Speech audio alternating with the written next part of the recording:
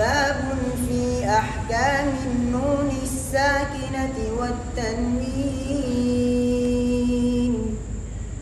وحكم تنوين ونون يلفى إظهار إدغام وقلب إخفى فعند حرف الحلق أظهر وادغم في اللام والراء لا بغنة لزم وأدغما بغنة في يؤمنوا إلا بكلمة كدنيا عنونوا والقلب عند الباب غنة كذا إخفى لدى باقي الحروف أخذا.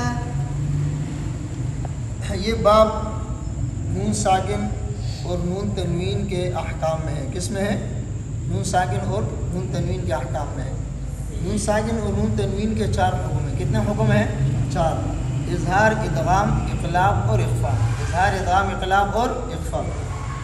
مصنف رحمۃ اللہ علیہ نے سب سے پہلے اظہار کو ذکر کیا. اظہار کو اس لیے ذکر کیا کہ اظہار نون ساکن نون تنوین کے اندر اصل ہے. اظہار نون ساکن نون تنوین کے اندر اصل ہے. آپ کہیں گے کہ کس طرح اصل ہے؟ اس کے لیے بھی تو جو ہے کہنا میں حروف اظہار شرط ہے. یہ سوال ذہن میں آئے گا کہ نہیں آئے گا؟ آپ سوچیں گے کہ یہ کہہ رہے ہیں کہ نون ساکن اور نون تنوین کے اندر اصل کیا ہے؟ اظہار ہے. نون ساکن نون تنوین میم ساکن کے اندر اصل کیا ہے؟ اظہار ہے. اصل کیا ہے؟ اظہار ہے. ابھی آپ کے ذہن میں یہ بات آئے گی کہ اس کے اندر اصل اظہار کس طرح ہوا. ہاں، یعنی نون ساکن کے بعد حروف حلقی کا آنا ضروری ہے اظہار کے لیے. ضروری ہے نا؟ ہاں، اگر یہ نہیں ہوں گے تو اظہار. ہاں، یہ بات ہے نا ذہن میں. اگر حروف اخفاء ہوں گے تو اخفاء ہوگا. جس طرح حروف یعنی اخفاء مقید ہے حروف اخفاء کے ساتھ، جس طرح جو ہے کیا نام ہے اقلاب مقید ہے با کے ساتھ، جس طرح ادغام مقید ہے حروف ادغام کے ساتھ، اس طرح اظہار مقید ہے حروف حلقی کے ساتھ. تو پھر یہ جو ہے کیا نام ہے اظہار اصل کیسے ہوا؟ سوال ذہن میں آیا نہیں آیا؟ ذہن میں سوال آتا ہے نا کہ نون ساکن کے بعد اگر حروف حلقی آئیں گے تو اظہار ہوگا. جس طرح با آئے گا تو اقلاب ہوگا.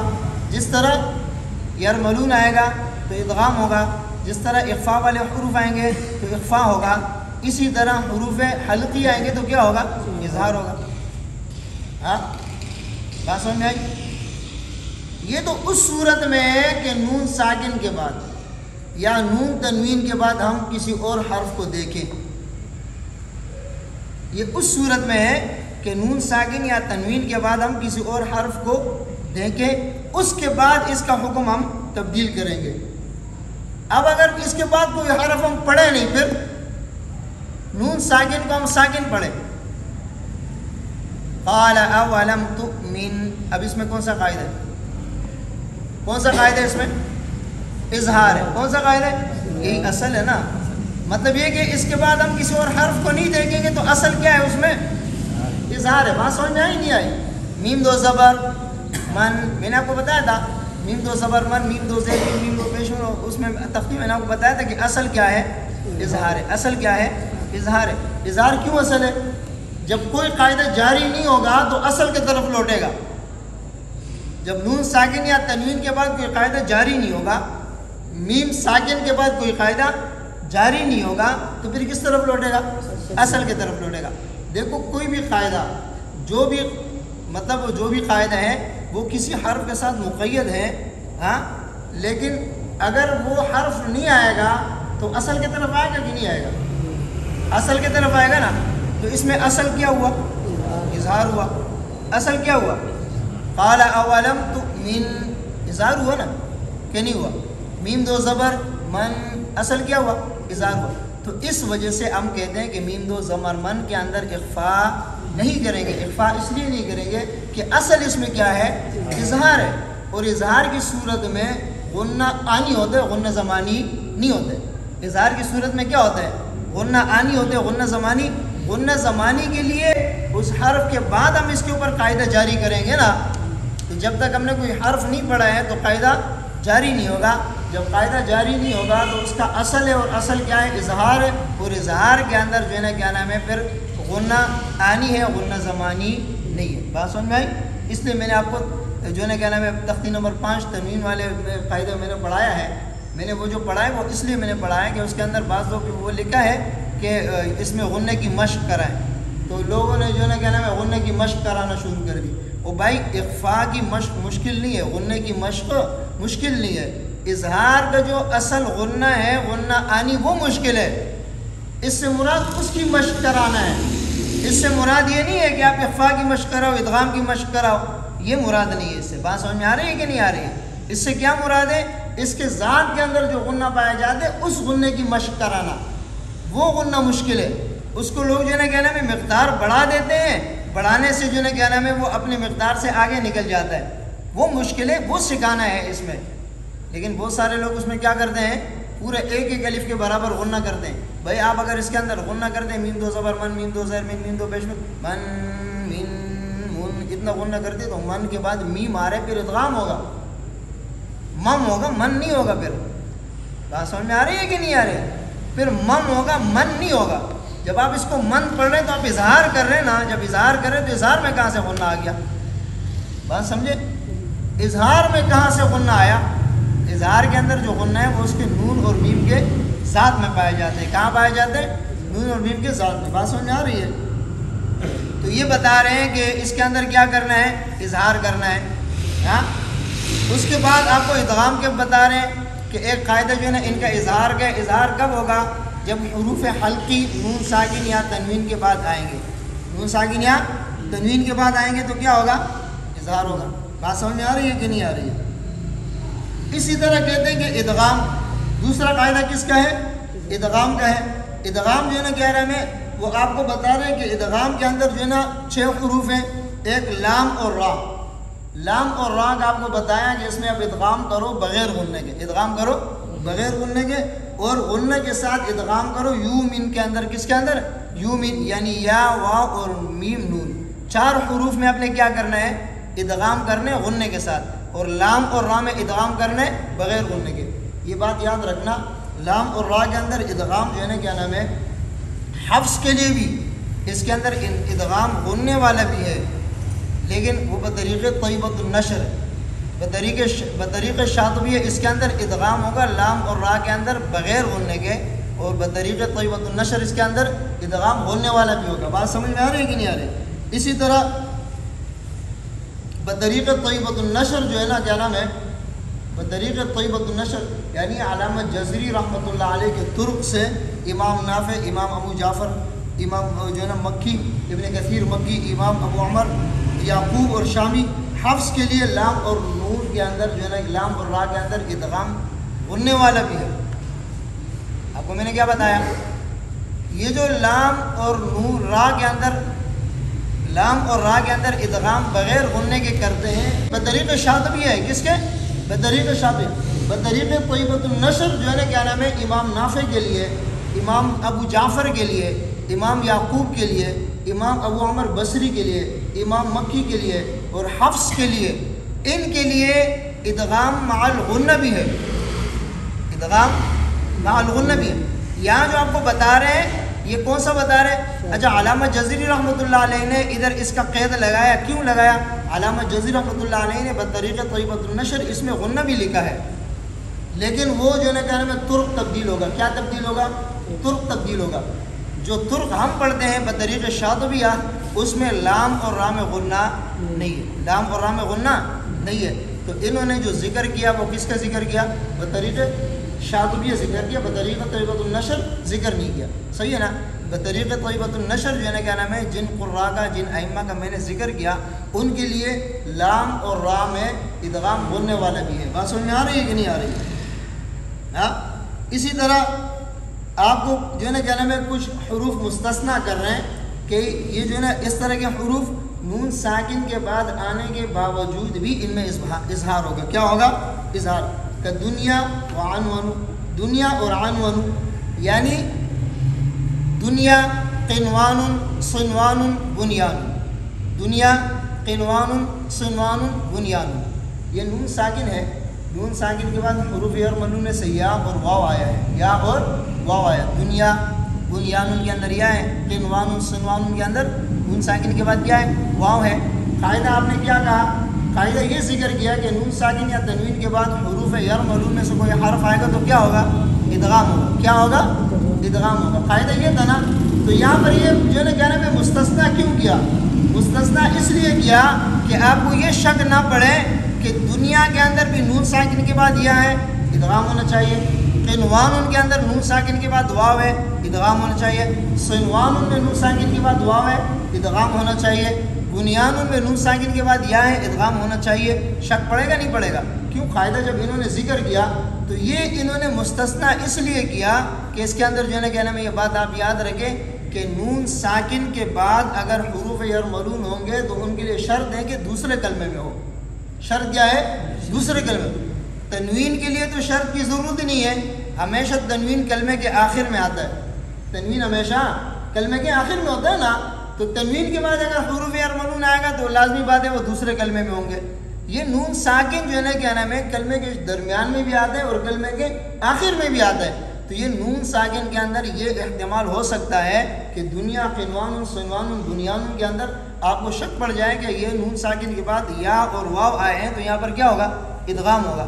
تو اس کے لیے جو ہے انہوں نے جب ان چار کلمات یعنی کہ دنیا کا ذکر کر کے چاروں کلمات اس میں آ گئے. عنونو یہ مثال آپ کو دی ہے نون ساکن کے بعد واو کی. نون ساکن کے بعد واو کی. یہاں پر ان چار کلمات کو انہوں نے لکھا نہیں ہے، وزن شعری کی وجہ سے انہوں نے لفظ عنونو لے کر آئے ہیں. کیا لے کر آئے ہیں؟ عنونو. لیکن اس عنونو کو بول کے یہ آپ کو بتایا کہ عنونو نون ساکن کے بعد واو ہے. نون ساکن کے بعد کیا ہے؟ واو ہے. تو قرآن کریم کے اندر عنونو والا کلمہ تو نہیں ہے. قرآن کریم کے اندر جو ہے نا اس کے بدلے میں صنوان اور قنوان ہے. تو صنوان اور قنوان بتانے کے لیے انہوں نے عنونو کا لفظ ذکر کیا وزن شعری کی وجہ سے. کس وجہ سے؟ وزن شعری کی وجہ سے. تو اس سے یہ بات سامنے آ گئی کہ نون ساکن کے بعد یا ہو یا نون ساکن کے بعد واو ہو اسی کلمے میں ہو تو کیا اس میں ادغام نہیں ہوگا. اور قرآن کریم میں اس کے یہ چار کلمات ہیں دنیا قنوان صنوان بنیان. اس کو اظہار مطلق کہتے ہیں. کیا کہتے ہیں؟ اظہار مطلق. بات سمجھ میں آ رہی ہے؟ اس کو اظہار کہیں گے. کون سے اظہار کہیں گے؟ اظہار مطلق. اظہار مطلق کے کلمات کتنے ہیں؟ چار ہے. اور اس میں اظہار مطلق کیوں ہوگا؟ اس لیے ہوگا کہ نون ساکن کے بعد حروف یرملون اسی کلمہ میں آ رہے ہیں. کس میں آ رہے ہیں؟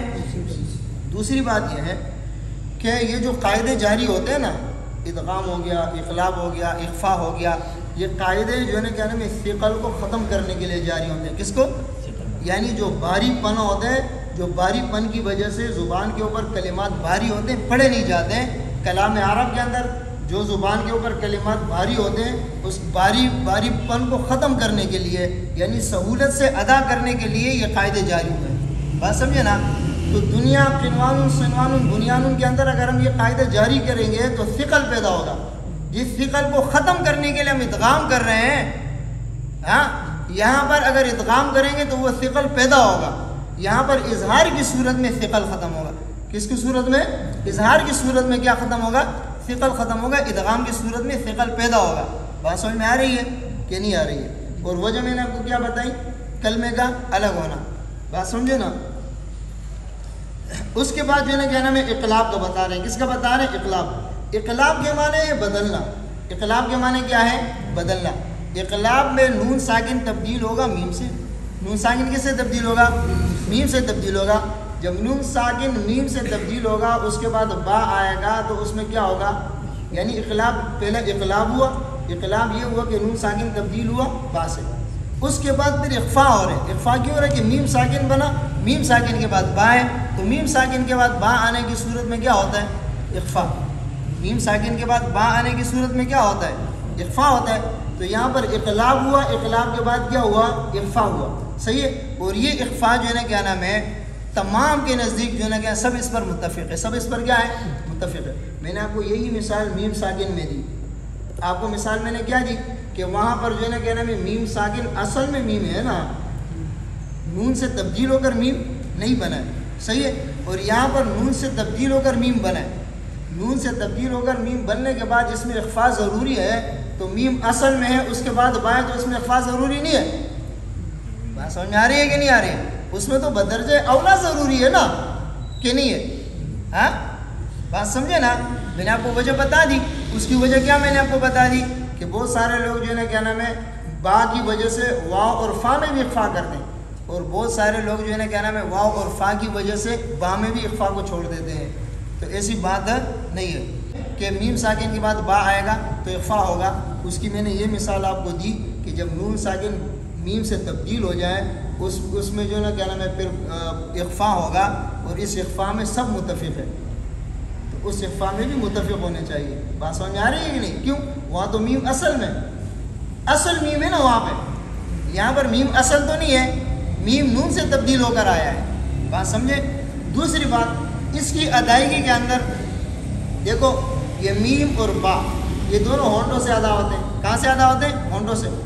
ہاں میم خشکی سے ادا اور با تری سے. با کے اندر ہونٹ جو ہے نا کیا نام ہے سختی سے ملیں گے, لیکن سختی کا مطلب یہ کہ آپ کو محسوس ہو, آپ نے منہ کو جو ہے نا کیا نام ہے خراب نہیں کرنا ہے, اس طرح سختی نہیں کرنی ہے, سختی ایسے کہ آپ کو محسوس ہو. اور میم ہونٹوں کی نرمی سے, میم ہونٹوں کے نرمی سے. اگر آپ اس میں میم بعد کے اندر ایک ہی مرتبہ ہونٹ ملا کر پڑھے میم بعد, تو یہ میم اور با کو ایک ہی مخرج سے ادا کیا اور سختی سے ادا کیا. بات سمجھ میں آ رہی ہے؟ اس میں میم کو بالکل نرمی سے پڑھیں گے اور با میں جاتے ہوئے سختی کریں گے, با میں جاتے ہوئے سختی کریں گے. تو اس کی ادا کی جو صورت ہے وہ کیا ہے؟ میم بعد. صحیح ہے نا؟ بات سمجھے؟ بعض لوگ اس کو مین بعد کرتے ہیں, منہ کھول کے نا نون پڑھتے. وہ بھائی اقلاب کا مطلب ہے بدلنا. یہ نون تبدیل ہو گیا میم سے, نون نہیں ہوگا, یہ ہے میم. اور منہ کو اتنا نہیں کھولنا ہے میم بعد, ایسے نہیں کھولنا ہے, یہ غلط ہے. بہت سارے جو نا منہ کو اتنا کھول دیتے ہیں, ایسے نہیں. بالکل یہ ایک پیپر کے برابر, صفحے کے برابر اگر منہ کھلا رہیں تو یہ صحیح ہے. اس سے زیادہ کھلا رکھیں گے تو صحیح نہیں ہوگا, اس سے زیادہ کھلا رکھیں گے تو صحیح نہیں ہوگا. بات سمجھ میں آ رہی ہے کہ نہیں آ رہی ہے؟ یہ سارا جو ہے نا کیا نام ہے بتانے کے بعد نون ساکن اور نون تنوین کے 4 قاعدے انہوں نے بتائے. سب سے پہلا اظہار تھا, اس کے بعد انہوں نے بتایا ادغام. ادغام کی 2 صورتیں بتائی. لام اور را میں ادغام جو ہوگا بغیر غننے کے اس کو ادغام تام کہتے ہیں. یومن ینمو بھی لوگ کہتے ہیں, اس کو کتابوں میں ینمو بھی لکھا ہے. انہوں نے وزن شعری کی وجہ سے یومینو لکھا. تو یومینو میں 4 حروف ہے, یا واو میم اور نون. تو ان کے اندر اگر جو ہے نا کیا نام ہے نون ساکن تنوین کے بعد یہ حروف آئیں گے تو اس میں ادغام ہوگا غننے والا, اس کو ادغام ناقص کہتے ہیں. ادغام ناقص اس لیے کہتے ہیں کہ اس کے اندر جو غننے کی صفت ہے وہ باقی رہتی ہے, اور ادغام تام اس لیے کہتے ہیں کہ اس کے اندر غننے کی صفت ختم ہو جاتی ہے, غننے کی صفت ختم ہو جاتی ہے. اس کے اندر میں نے ایک جو ہے نا کیا نام ہے قاعدے کے اندر ایک بات بتائی تھی کہ بہت سارے لوگ جو ہے نا کیا نام ہے ادغام ناقص کے اندر من یقول کے اندر نون کا نام لیتے ہیں ہجے کرتے ہوئے, میم نون یا زبر من یا زبر یا, اور مر ربی کا میں وہ نون کا نام لے لیتے میم را زیر مر را با زبر رب. تو یہ غلط ہے. کیا ہے؟ غلط ہے. کیوں غلط ہے؟ سب سے پہلی بات یہ ہے کہ یہاں پر محل ادغام نون ہے. سب سے پہلی بات کیا ہے؟ یہاں پر محل ادغام کیا ہے؟ نون ہے. آپ نے نون کو پڑھا نہیں تو ادغام ہوا؟ ادغام ہوا؟ ادغام ہوا اس لیے مدغم کیا ہے یہاں پہ؟ نون ساکن ہے نا. نون ساکن کو آپ نے پڑھا نہیں تو پھر ادغام کس چیز کو ہوا؟ ایک بات. دوسری بات یہ من حرف جار ہے, آپ میم را زیر مر پڑھیں گے تو من حرف جار ختم ہوا, اور پھر رب کا با کا زیر بھی دے رہے, من کا عمل بھی آپ دے رہے ہیں, اس کو مجرور بھی کر رہے ہیں, اور نون کو آپ حذف کر رہے ہیں, ختم کر رہے ہیں. بات سمجھ میں آ رہی ہے کہ نہیں آ رہی ہے؟ یعنی من جارہ ہے نا, من جارہ ہے, من جارہ میں آپ نون کو ختم کر دیں, صرف میم باقی رہ جائے گا تو من جارہ ہوگا, من جارہ نہیں ہوگا. بات سمجھے نا؟ تو معنی کے اعتبار سے بھی تبدیل ہوگا, اور کیا نام ہے با کا جو زیر دیا یہ بھی پھر غلط ہے. من جارہ ہی نہیں رہا تو با کو زیر کس چیز نے دیا؟ تیسری بات یہ کہ رسم الخط کے اندر نون ساکن موجود ہے نا. رسم الخط میں نون ساکن کیا ہے؟ موجود ہے نا. ہاں اگر ہم نون کا نام لیں گے تو رسم الخط کی حفاظت اس میں ہے, نون کا نام نہیں لیں گے تو رسم الخط کی حفاظت اس میں نہیں ہے. کسی نابینے کے سامنے اگر ہم اس طرح ہجے کر لیں گے تو وہ من جارہ کو پہچانے گا بھی نہیں پوری زندگی. بات سمجھ میں آ رہی ہے کہ نہیں؟ نابینے کو اگر ہم اس طرح ہجے کرا دیں گے تو وہ جو ہے نا کیا نام ہے قرآن کریم کے رسم الخط کو پہچانے گے ہی نہیں کہ رسم الخط ہوتا کیا ہے. تو بات یہ ہے کہ رسم الخط کی حفاظت کس میں ہے؟ نون کے نام لینے میں ہے. بات سمجھ میں آ رہی ہے کہ نہیں آ رہی ہے؟ ہاں تو رسم الخط جو ہے نا کیا نام ہے یہ تواتر سے ہے. کس سے ثابت ہے؟ تواتر سے ثابت ہے. سمجھے؟ اچھا اس کے بعد یہ جو میں نے آپ کو بتایا کہ نون ساکن کے بعد یا نون تنوین کے بعد، ہاں نون تنوین کی کہانی تو ہے لیکن نون ساکن کے بعد میں اصل جو بات بتا رہا ہوں وہ یہ بتا رہا ہوں، نون ساکن کے بعد لام اور را آنے کی صورت میں ادغام تام ہوتا ہے. کیا ہوتا ہے؟ ادغام تام ہوتا ہے. بات سمجھ میں آ رہی ہے نا؟ ہاں میں نے آپ کو بتایا کہ بطریق طریقۃ النشر اس کے اندر ادغام ناقص بھی ہوتا ہے، ادغام ہونے والا بھی ہوتا ہے، ادغام ہونے والا، لیکن اس کے لیے شرط یہ ہے کہ وہ نون جو ہے نا کیا نام ہے لکھا ہوا ہو، رسماً موجود ہو، رسماً کیا ہو؟ موجود ہو. بعض جگہ آپ نے دیکھا ہوگا موصول اور مقطوع کا قاعدہ بھی آگے آئے گا. موصول اور مقطوع کا قاعدہ کیا ہے؟ موصول وہ ہے کہ جس کے اندر نون ساکن نہ لکھا ہو. اللہ، جہاں پر اللہ کے اندر ان لا ہوگا اس کو مقطوع کہتے ہیں. اما کے اندر جہاں ان ما ہوگا وہ اصل میں اس کو کیا کہتے ہیں؟ مقطوع کہتے ہیں. اما جہاں پر نون نہیں ہے اس کو موصول کہتے ہیں. کیا کہتے ہیں؟ موصول. تو یہ قاعدہ بطریق طیبۃ النشر جو ہے، جہاں پر یہ جو ہے نا لام اور را کے اندر جہاں یہ غنہ کریں گے، ہاں لام اور را میں جہاں غنہ کریں گے اس کے لیے شرط کیا ہے کہ نون وہاں پر کیا ہو؟ رسماً موجود ہو. نون رسماً کیا ہو؟ موجود. رسم الخط میں اگر نون موجود نہیں ہوگا تو وہاں پر یہ قاعدہ نہیں ہوگا. بات سمجھ میں آ رہی ہے کہ نہیں آ رہی ہے؟ اللہ، اگر اللہ کے اندر نون موجود نہیں ہے تو وہاں پر اللہ نہیں پڑھیں گے. جہاں پر نون موجود ہوگا وہاں پر یہ قاعدہ جاری ہوگا. بات سمجھ میں آ رہی ہے؟ ہاں تو مطلب یہ ہے کہ رسم الخط کا جو ہے نا کیا نام ہے اثر ہے کہ نہیں ہے؟ اثر ہے نا. تو نون کے اندر من ربی کا کے اندر رسم الخط میں نون موجود ہے، نون موجود ہے. اور بطریق طیبۃ النشر یہاں پر غنہ ہوگا تو اس کا مطلب ہے کہ وہ نون کو ثابت کر رہے ہیں کہ نہیں کر رہے؟ ثابت کر رہے ہیں نا.